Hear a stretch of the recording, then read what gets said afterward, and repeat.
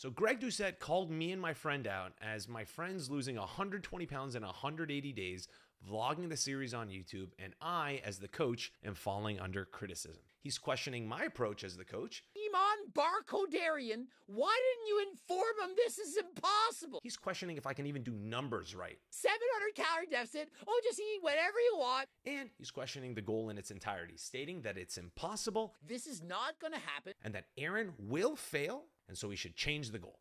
And first and foremost, I just want to say, Coach Greg, you and I have a fundamentally different view of what it means to fail. Because just 6 months ago, this guy Aaron, he didn't even think he could lose any weight. Now I know a lot of people that have been there, in the same place Aaron has.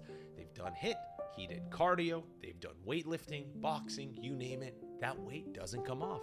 At some point you start thinking something's wrong with you, or that you're just gonna be overweight your whole life.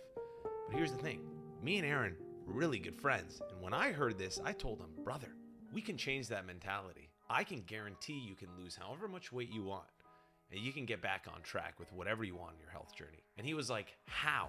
And so that's when we started our daily calls. I would teach him everything I knew. Calorie deficit, yes, 3,500 calories is 1 pound of fat, Greg. I do know that. We talked nutrition. We told him, what do you need to do to predictably lose weight on the scale every single week? And guess what happened? The weight started to fly off.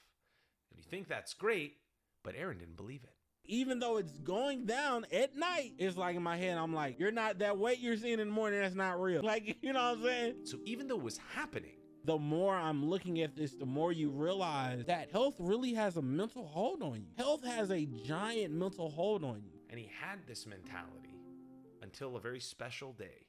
Because when we started, I asked Aaron, how much weight did he have to lose for him to actually blow his mind?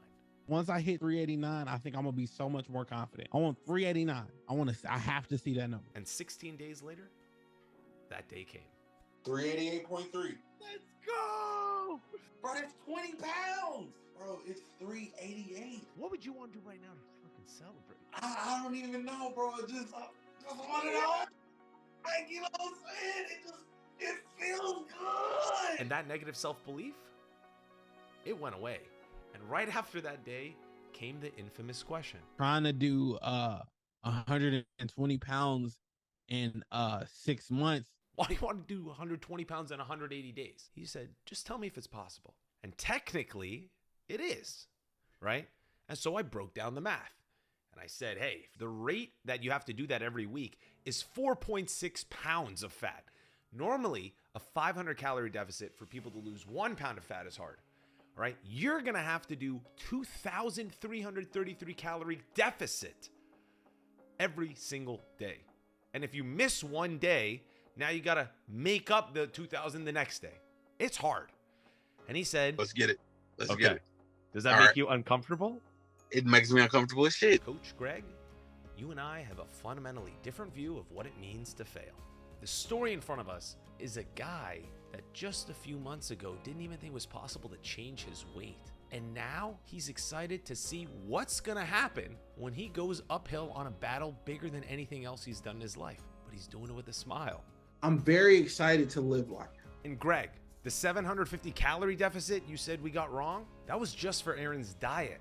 The rest of the 2,300 calories came from his exercise. I'm more excited to see that when those inevitable challenges come up in his way, what type of hero is he gonna be that responds to those challenges? For this to work, I have to be humble because it's a big deal, and I'm not wholesome. I am a savage. There's a vulnerable side to the savageness.